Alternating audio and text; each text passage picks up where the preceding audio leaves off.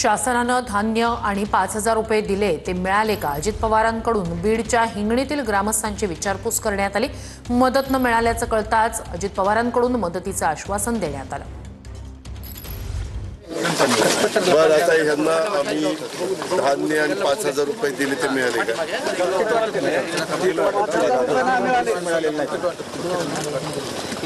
अरे किट वाटप नाही सरकारतर्फे नाही दादा, मदत नाही मिळाली।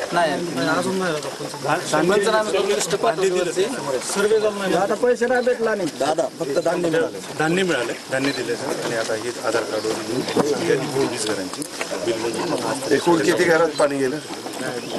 20 घरात दिले सर।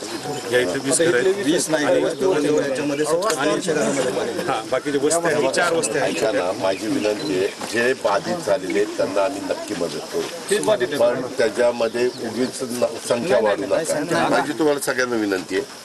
तर आता आमचे अधिकारी सांगतात 20 घरं, त्यांची आम्ही लगेच 5,000 रुपये त्या ठिकाणी देऊन टाकू, धान्य पण देऊन टाकू आणि धान्य दिले। आणि बाकीच्या बाबतीत आता इथं पाणी परत येऊ नये म्हणून आणखी काही इथं करण्याची गरज नाही।